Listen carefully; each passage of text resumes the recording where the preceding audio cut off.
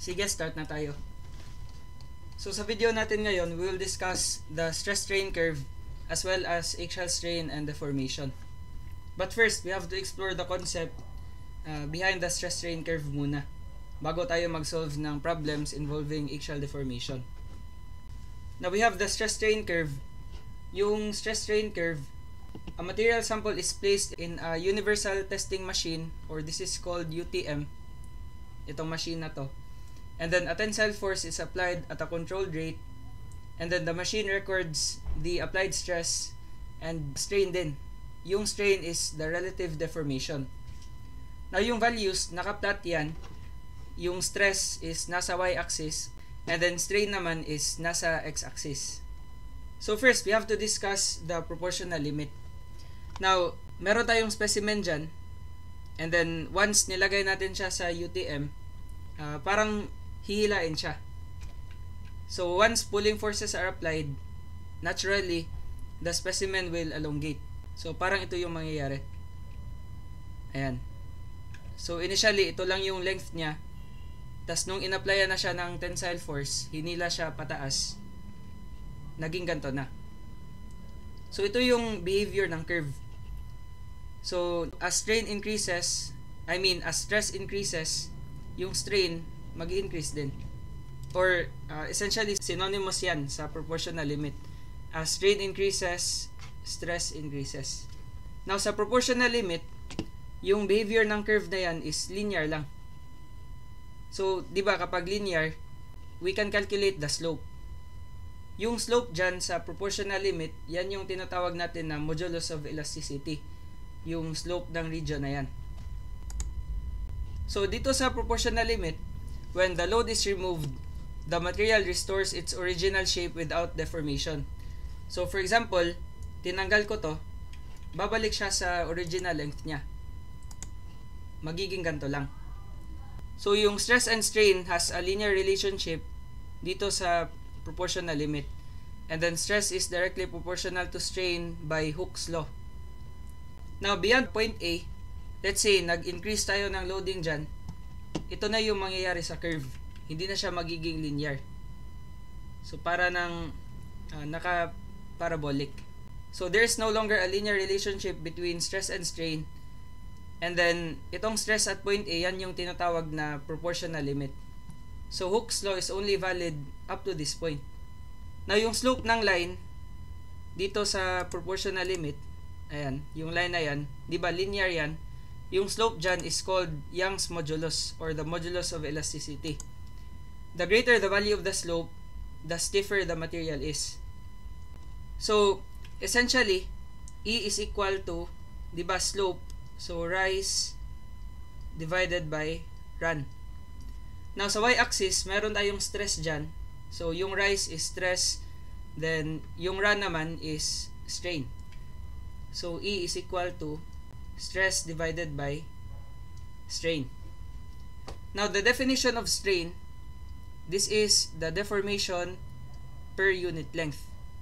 So for example, we have a material, ayan, and then subjected to pulling forces.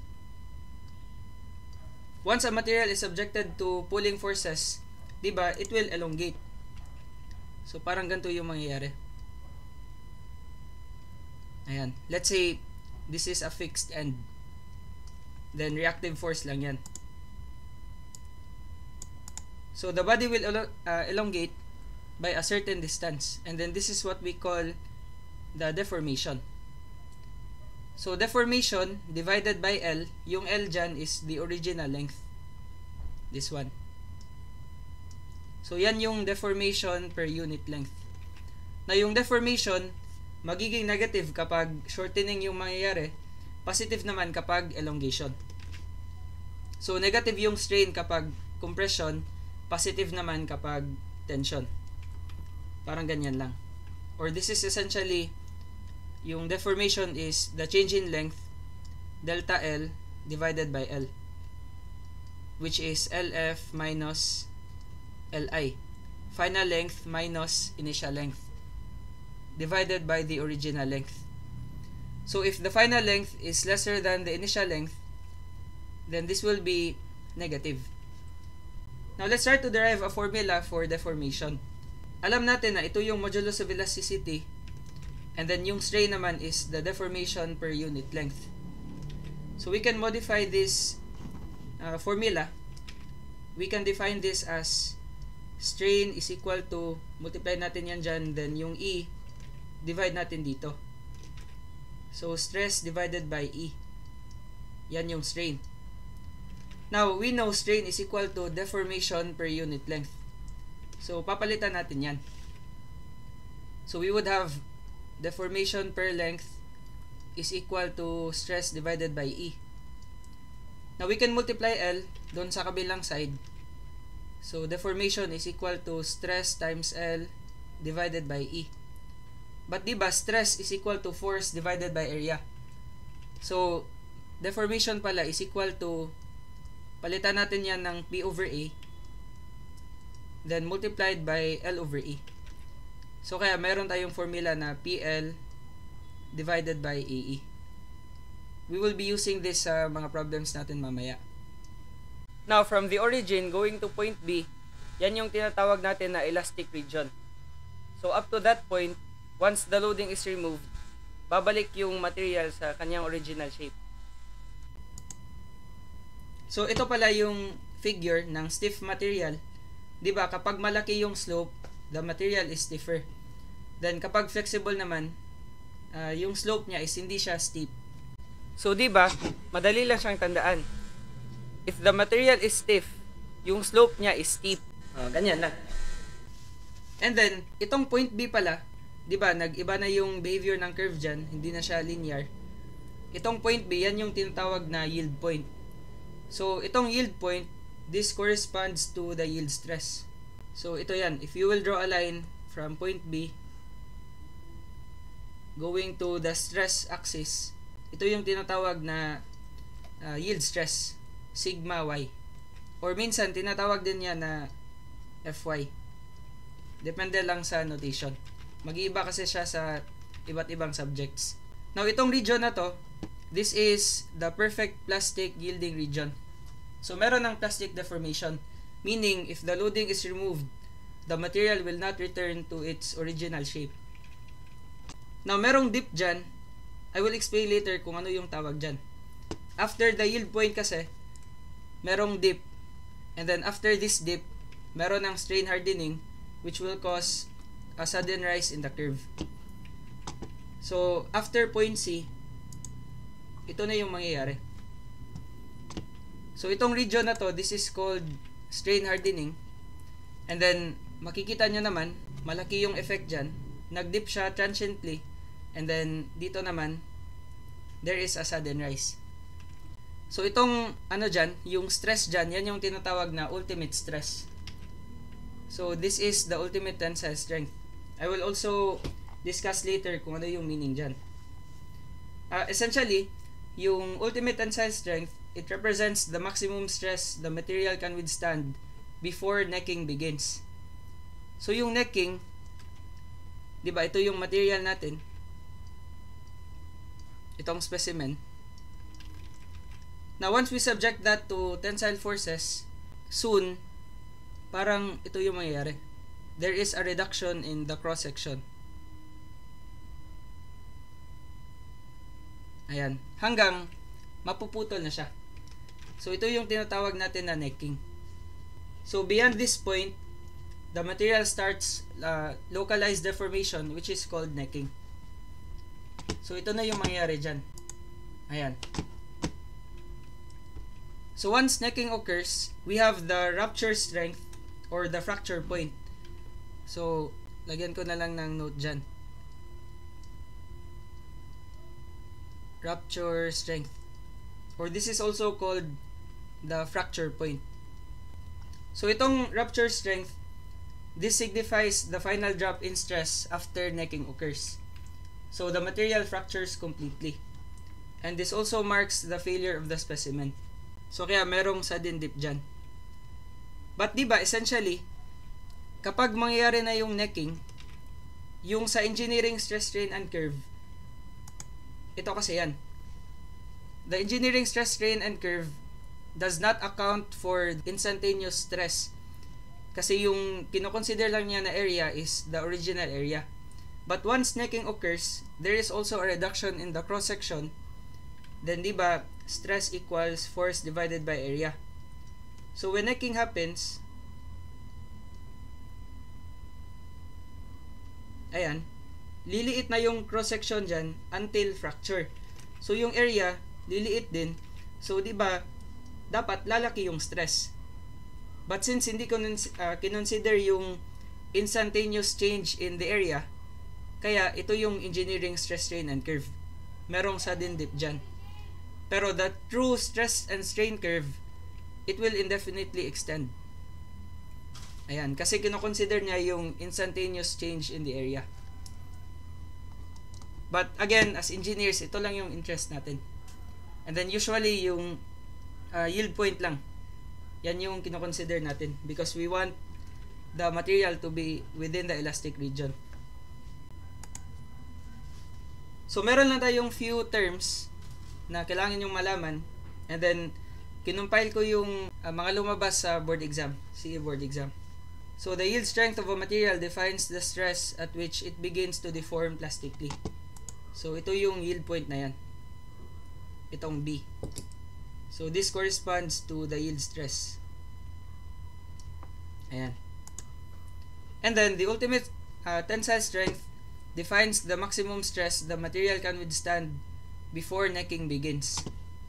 Ito yan. Then ductility naman is the measure of the ability of a material to deform plastically. Now, meron tayong ductile materials, meron din tayong brittle materials. Now, yung steel bars natin happens to be ductile, but yung concrete naman is brittle in nature. So kapag sasabing ductile, di ba, it is the measure of the ability of a material to deform plastically. So, halimbawa, meron kang steel bar. Ayan. Tas subjected to tensile forces. Before it fractures, necking occurs. So, parang ganyan. May reduction muna sa cross-sectional area before fracture begins. And then this is a 45-degree angle in theory. However, kapag brittle naman, let's say this is steel na lang, tapos ito concrete. So kapag concrete subjected to tensile forces, concrete is weak in tension and it is a brittle material. So yung failure niya parang ganito lang.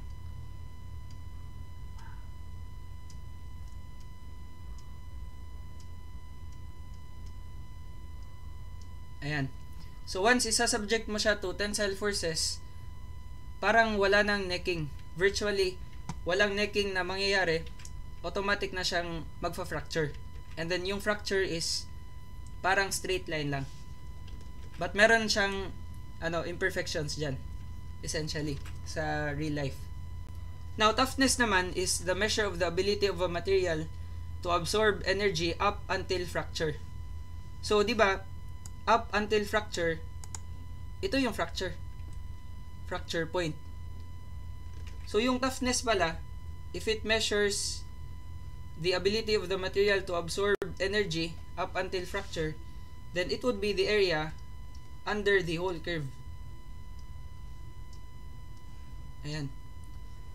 Yung area na yan yung tinatawag na toughness.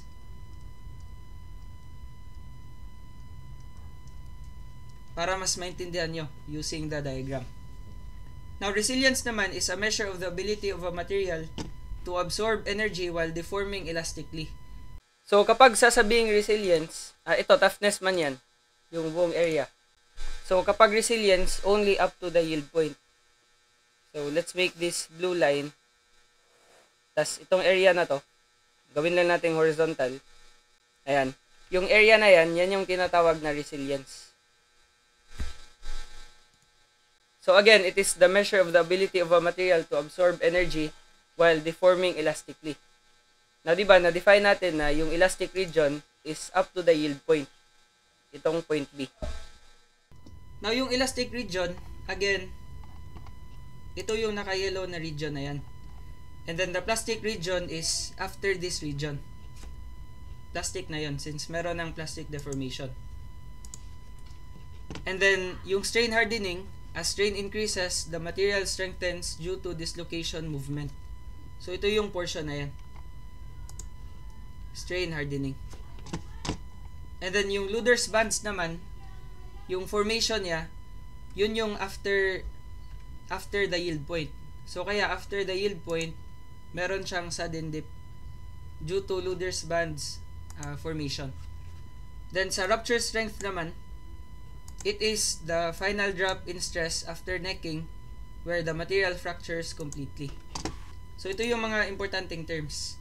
And then, meron ding mga additional dito which came out sa board exam a few years back. So, we have isotropic materials. Ito usually yung kinoconsider natin sa strength of materials. It is a material that has identical mechanical properties in all directions. So, ito din yung materials na i-consider natin sa Poisson's ratio, which we will discuss sa next video natin. And then we have anisotropic materials, a material that exhibits different mechanical properties in different directions. Then meron ding orthotropic material, a specific type of anisotropic material with three mutually perpendicular planes of symmetry where properties differ along each axis. And we have additional terms. Yung brittleness is the tendency of a material to fracture with little or no plastic deformation. Or simply, yung example natin kanina, yung sa concrete, walang plastic deformation, nag-fracture agad. Then, creep naman is the time-dependent deformation of a material under constant load. So, this is important sa reinforced concrete design. And then, fatigue is the progressive failure of a material due to repeated cyclic loading. Tapos buckling naman is a failure mode characterized by sudden lateral deflection of a structural member subjected to compressive forces. So itong buckling naman, this is important sa both sa reinforced concrete design and also sa steel design. So yung buckling, let's say we have a body, vertical member, then subjected to compression forces. Mangyayari dyan, parang magiging ganito siya when subjected to compression forces. Ito yung tinatawag na buckling. But we will discuss this doon sa higher years na. Sa mechanics, purely, lang muna. Axial, torsion, mga ganun lang.